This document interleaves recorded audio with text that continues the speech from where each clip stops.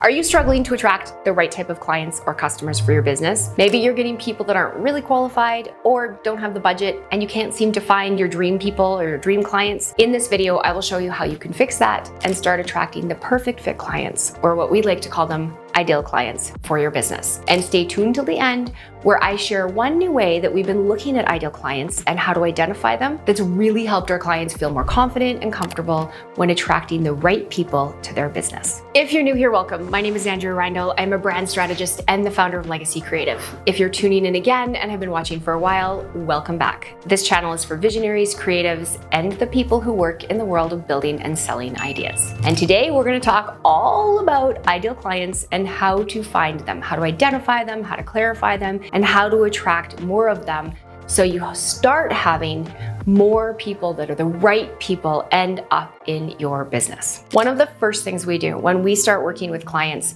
is we help them identify who are their ideal customers, who's the absolute perfect person that they want to work with on a regular basis. And what we found over years of working with many consultants and coaches and therapists and people who really work in the service-based industry is that the more clear they can be about their right fit client or their ideal customer, the more likely they are to attract those people with grace and ease and have people in their business that can afford to work with them. So here's the 3 steps that we take to help them get clear about who are those right clients or customers and how to attract those people effortlessly. So the first thing you need to do is actually know who is your right fit client, or who's your ideal avatar or your ideal customer. Now, this might seem kind of obvious, or like I'm pointing out something that everybody should know, but you'd be surprised that most businesses don't know the answer to this question. Who's the ideal perfect person that you want to work with? The more clear you are about that,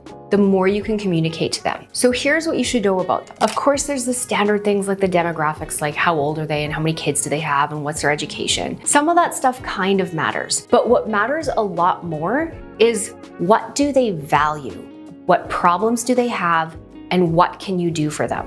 One of the things I ask my customers all the time is, do you know what keeps your ideal clients up at night? Because if you know what keeps someone up at night, you can communicate to them a whole lot more simply. Now, here's the crazy thing.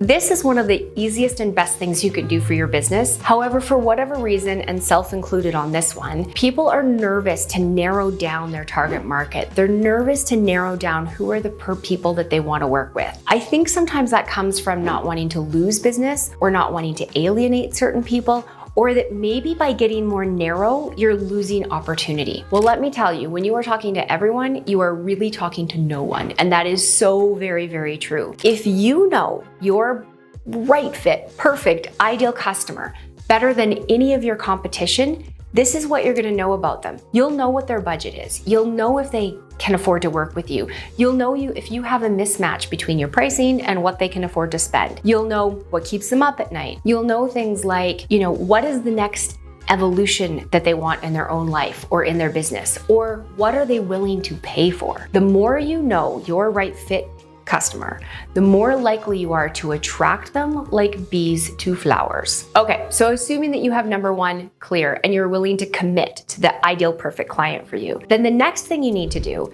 is talk to them at least 60% of the time in your marketing, in your email, on your website, on your social media, and in all the places that you do show up and market.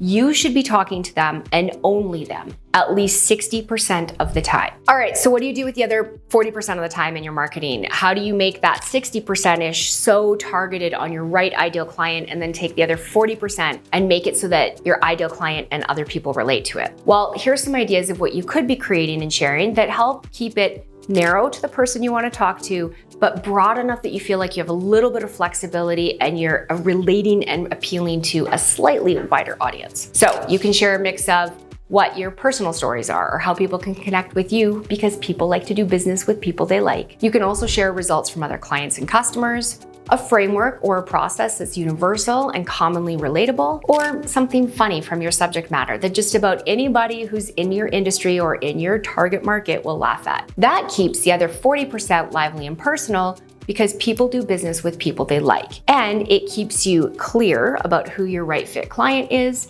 and also gives you some flexibility to attract a few people that might be just a little bit outside of your right fit client. So assuming that you are willing to narrow on who is your ideal customer, and then that you are talking to them like 60% of the time directly to them about their pain points and 40% of the time about all that other stuff I just rattled off. The third thing that you can do is really get to know where they are in their personal growth journey. So what I mean by that is really understand like who are they right now and who are they aspiring to be?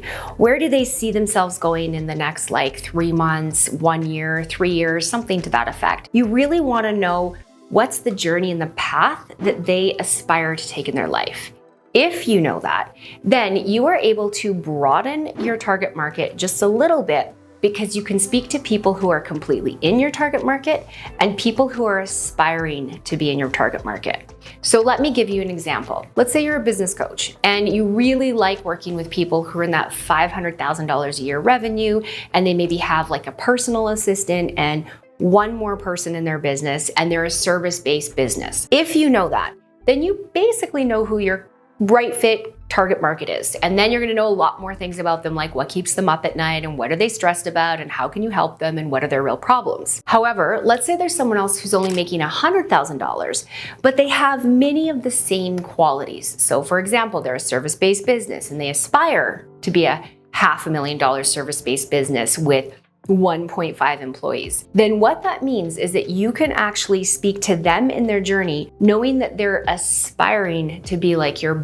right fit best client. And what that does is it secures you attracting more customers that are right for you on a regular basis, because you're speaking to the people who are going to hire you right now and the people who want to hire you at some point in the near future. This really helps you attract all the right people into your business on a regular basis and have a really good inflow of customers that you can select from that can afford to hire you and are fun to work with for you and you can get a transformation for. So it's really important that you really know what their journey is, and you know that who's your client when you find them, where do you take them in their journey, and where were they just before they were ready to hire you? Because that way you can speak to them on either side of who they are right now. So you're speaking to them who they are right now and who they aspire to be. What I've found with a lot of my subject matter expert clients that I've been working with recently is that when we can identify this in their avatar work or in their ideal client work, they start to see possibilities for themselves. They start to see like, oh, if I can narrow my market and I can speak to the people that I know can hire me right now, I don't have to leave anybody out, because I can speak to the aspirational people and I can create programs and products for the aspirational people, because really they're the same type of ideal client, they're just at a different part of their journey in this moment. And so really you're solving problems for the same person, but that person's at a different part of their journey. The more clear we've been able to get on this with some of our clients, the more clear the clients have been on how to create the right messaging, how to create the right programs or products for these people, and how to make sure that they can explain to both the people who are going to hire them at the higher rate right now and can aspire to working with them in that capacity. I hope you found this helpful. My big encouragement to you, if you're a visionary or you work with visionaries, is make sure you spend so much time getting to know your ideal clients and then just keep creating for them. It is one of the best things you can do for your business. And frankly, you're never really there. You're always going to continue to iterate on who is your ideal client. If you have any questions or this sparks some sort of idea, feel free to ask it in the comments below. Or if you want help with your ideal client identification, then feel free to reach out and give us a call at Legacy Creative. Until next time, my name is Andrea. Make it a great day.